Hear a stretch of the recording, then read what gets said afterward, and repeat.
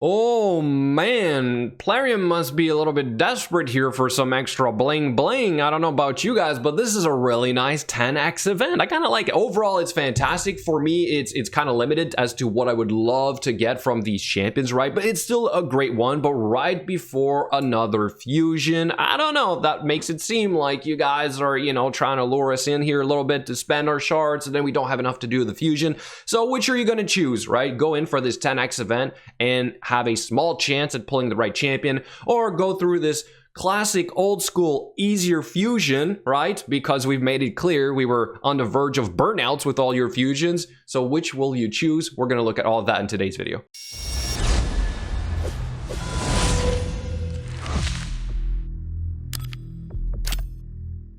So let me first start with analyzing this 10x event from my point of view, and then maybe that will help you guys better determine. So Raglan here, fantastic champion. I guess I would like to have her, but she's not at the top of my list of Void Legendary champions, so I don't think I'll be spending my Void shards to try and get this one right here.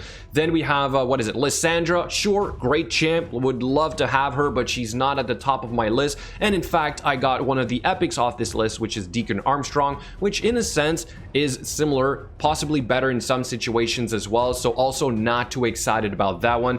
Then we have what is it, like Lanicus the Chosen. I mean, allies join attack. I have Krila Witch Arm, which is great for the clan boss, so I'm not exactly going to like go for this one specifically either. Then we have this one, however, right here. This is the only champion I would love to have. I do have Renegade. You can reset the skills with Renegade, but this champion does something else, and I think that's what's great about this champion. Remove all buffs. An AoE stripper in this game is hard to obtain, and I'm still desperately looking for slightly better ones because I'm using Vergumcar at this point as my AoE stripper, right? So this guy could be an upgrade. We are going to get Rion the Conjurer and Ramontu Drake's Blood eventually, but in the meantime, having this as well as the reset of the skills and the turn meter fill is great. All right, so that's the #1 champion on this list I would love to get. Then as for the other ones, we have, let's say for the Night Revs here, Golden Reaper.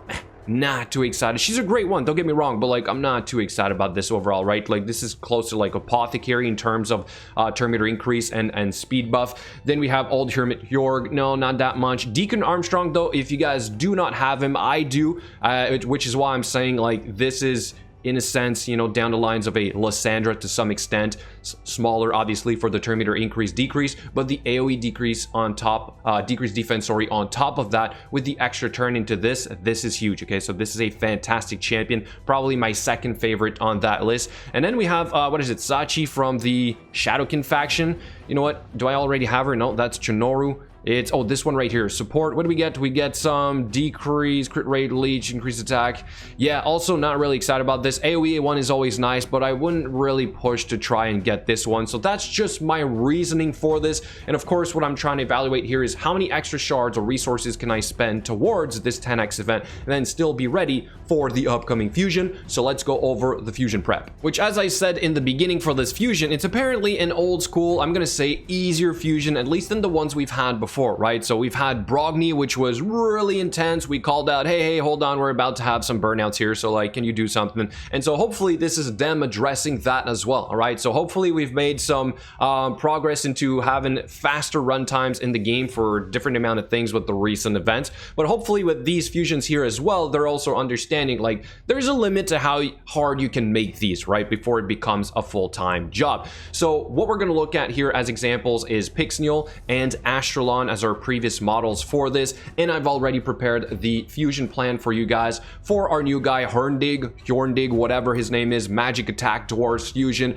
So I literally just kind of copied the plan here from a rule. So obviously this will change over time. We also don't know if there's going to be a champion training tournament or not, but overall this is sort of what you can expect, right? So if we look at the previous ones, hopefully we get the ability to have some extra copies of certain of the epic champions. Some of them in there look pretty good. Okay, you guys have all seen them. I'm not going to spend too much time on this, but like this is pretty revealing. It's telling us that there's one magic epic champion, one spirit, there's then one void, and then there's one force. And then if you look at the 4 rare champions, one void, one spirit, one force, one magic. Therefore this means, sorry, that it's literally a traditional fusion in the sense of what we've had before, right? Like Pixnial right here, where you're going to have basically an even amount of potions, an even amount of champions to go and get. So again, going back to this plan right here, this is how we're preparing for all this, okay?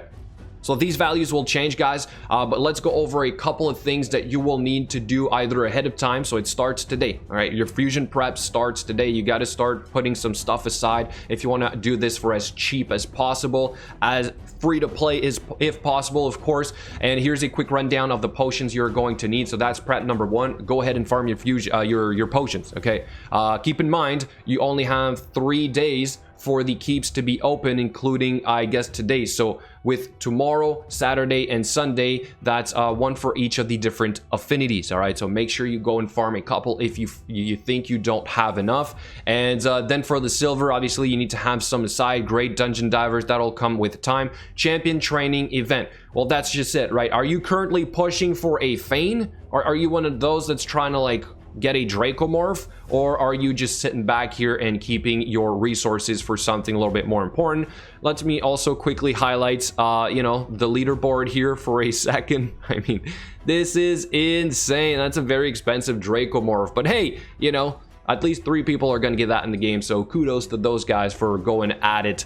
So anyway, so keep some food aside is what I'm saying, right? You want to keep a lot of food aside, either in the form of chickens. Okay, thank you, great stuff. And that leads me to the next point, actually, this extra resources here. Start hoarding your resources in here. Some of them you won't be able to hoard until the fusion starts. Okay, so this 2-day stuff, you can't 2-day, you can't 99 days, keep that. 5 days, that's great, this is great. I have another 300 energy to spend today. 3 days is a little bit too short, but anything else you have in your dungeons and your tournaments, I've said this multiple times before, like this right here, don't touch this, okay? Don't touch this energy. It is going to sit there until this timer runs out, and then it's going to go to your inbox for 6 days, all right? So that is good for the fusion. This is resources for the fusion. We're also going to have a fusion warm-up event. Don't forget to do it. You only have a certain amount of days. You can only get a certain amount of points per day usually, and if you literally miss 1 day by 1 point, you will miss the last reward of this. That's usually how those work. So a summon rush upcoming here as well. If you do decide to open some shards for this 10x event, just make sure you have enough. So that's probably the final point here. Do you have enough shards for this 10x event? Obviously, that depends on which champions you're hoping to get. I said I'm going to stay away from the Void champions because I don't personally think they would make a huge difference on my account right now. But for a Prince Kaimar, yes, I would love to do that. I would suggest if you plan on opening any kind of shards, go for Ancient Shards. Simply because, if I'm not mistaken, maybe you guys can correct me, I think we're going to have a 2x Sacred event next week, right? We have a 10x right now.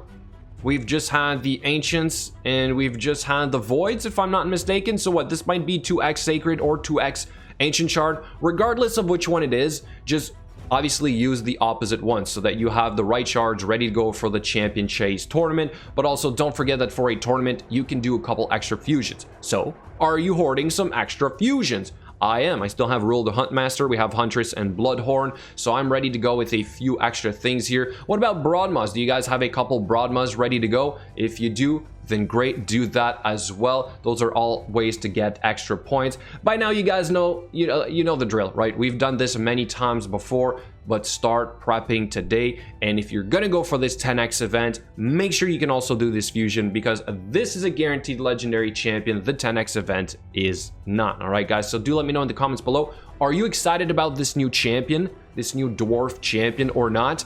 And what do you think about this 10x event with really good champions right before a fusion? What does that tell us, right? Thank you so much for watching, and I'll catch you later.